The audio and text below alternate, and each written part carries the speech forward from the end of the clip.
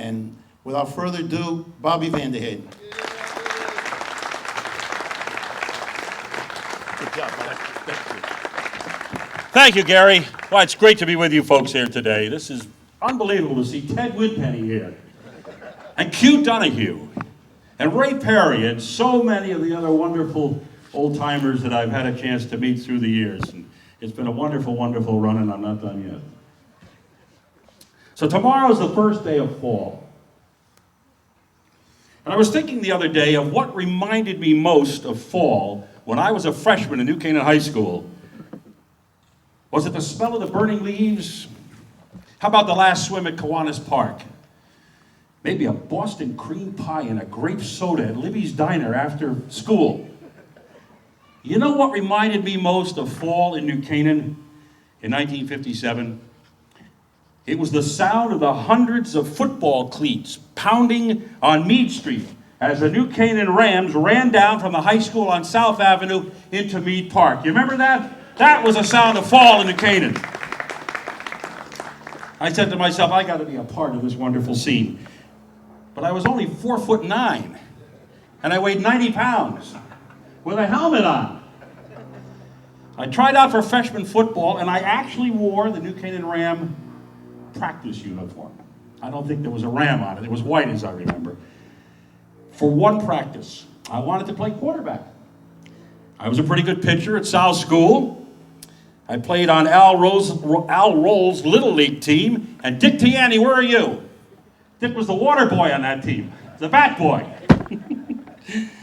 And so I knew I could throw the ball a little bit. But it soon became obvious that I wouldn't make it as the second shortest quarterback the Rams ever had. Skip Raymond was the shortest we ever had. But I really wanted to be part of that football scene, so why not announce the games? I had already called a couple of the basketball games in the gym, and I figured, hey, why not? But how was I going to announce? Because there was no electricity in Meade Park. There was no press box. There were hardly any bleachers. I had a classmate of mine. His name was Al Potetto, and he had a car. I didn't have a car in those days. Charlie Young had Teletech in town, and he loaned me the only portable PA system in the area, and down we went to the park. It took us the first half just to set the equipment up at Meade Park. We hung the speaker in the old oak tree. You remember the oak tree that hung over the bleachers? We hung the speaker up there, plugged this thing into Al's car. I went up to the top of the stands and started announcing a Ram football game at Meade Park in 1957. And the car had to keep running to keep the battery going, and the exhaust almost asphyxiated half the folks in the stands. But we did it 51 years ago. When the Rams moved to Judge Stanley P. Meade Field in, I think it was 59 or 60, we stole some scaffolding from the construction site at St. Mark's Church and built a press box. We called it Divine Intervention. That press box lasted until someone sunk 4 telephone poles in the ground and put a box on top of it, press box number 2. That was replaced with that wonderful brick structure, which actually had 3 rooms inside. And of course now we do the games from what seems like the lobby of the Marriott, the beautiful press box at Dunning Field. But you know, I still miss the snow blowing into the press box and screwing up the lineup so I couldn't read it, and the guys playing in the mud and the geese dung on the grass Saturday afternoon at Stanley P. Meade Field. When I drive over Friday nights from Scranton, Pennsylvania to do a Ram game, I often think of how lucky I've been to have known every Ram coach. Lauren Keyes was my shop teacher at Sachs Junior High School. The legendary Joe Sikorsky, the tactician Bob Lynch, who gave us the incredible run of 34, 35 games undefeated, untied, and brought the passing game to New Canaan, by the way.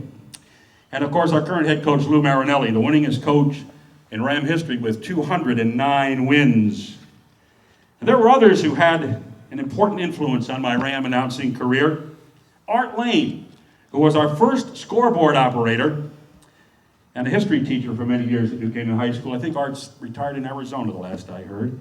Vinny Iovino, what a wonderful guy to work for all those years when he was our athletic director. And Hal Kenny, the principal of New Canaan High School, when I went through New Canaan High School. If Hal Kenny didn't believe in me, it would have taken me 40 years to get out of New Canaan High School. But he said, let him go. I think he knows what he wants to do. So Hal got me out of there, and I went on to do what I wanted to do. But the biggest influence and direction and criticism and praise came from my dad, Buddy Vanderheyden, who's here today in the back. I'm so proud to have Dad here with me today. Many of you listened to Dad on WSDC in Stamford for many, many years, and what a great job he did. Now, Dad has asked me not to go on about him, so I won't. I'll just say thank you, Dad. And while I'm doing introductions, my brother Brian is back there, Vietnam veteran. My sister Terry is here. My mother Louise is here. And my wife of 41 years, Elaine Holt Vanderheyden, an original Walter dancer, is back there. I've seen a lot of Ram games through the years, and a lot of great players and coaches. And I started to put together Vanderheyden's all-time, all-Ram team, kind of like a John Madden thing. But I quickly realized there were more than just 11 great players that played for New Canaan High School, and it wouldn't be fair for me to do that. But some of the players over the years really made an impression upon me. I see the great Ram running back, Tony Malizia, cutting through this line and down the sideline at Mead Park for a touchdown. And with all due respect to the Paggies and the Pinellas and the Lem Jameses and the Milt Words, Tony Malizia was the fastest Ram I ever saw. He still holds the record for the average yards per carry at 8.65. That's almost a first down every time he carried the ball.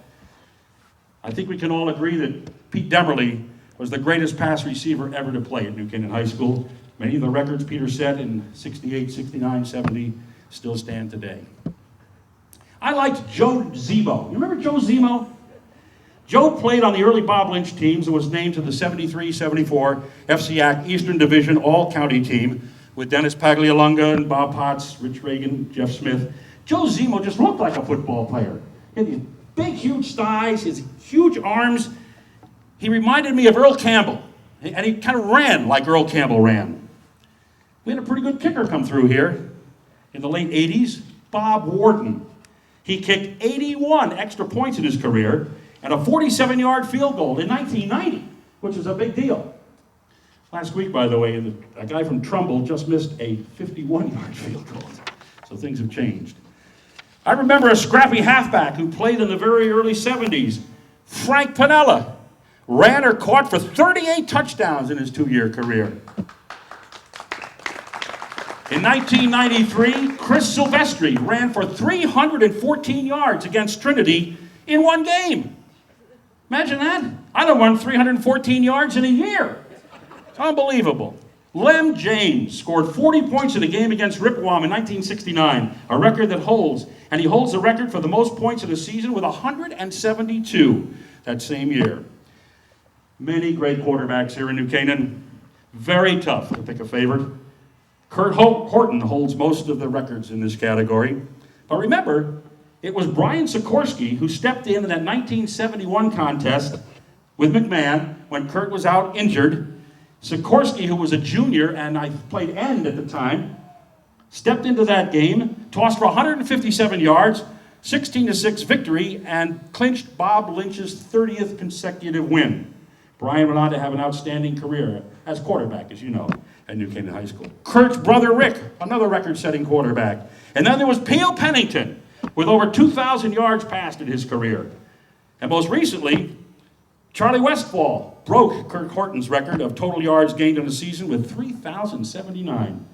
And in his 2-year career in 04 and 05, Kurt Casale passed for 3,942 yards to put him number 2 all-time New Canaan High School behind Kurt Horton. So, who's my favorite quarterback of all time? I'm not going to go there. But I'll tell you what, I do have a favorite team, a partnership that played for New Canaan for 3 years that really holds most of my memories of the glory years, if you will, in New Canaan. Kurt Horton to Pete Demerly for the touchdown. I don't know how many times I said that when those guys played. That was a team made in heaven. Kurt Horton and Pete Demerly. So, my friends, old-timers, today's a very special day for me. A memorable day, made all the more memorable because my wife, my parents, and some of my family are here today. And I've had a great run, and I'm still at it.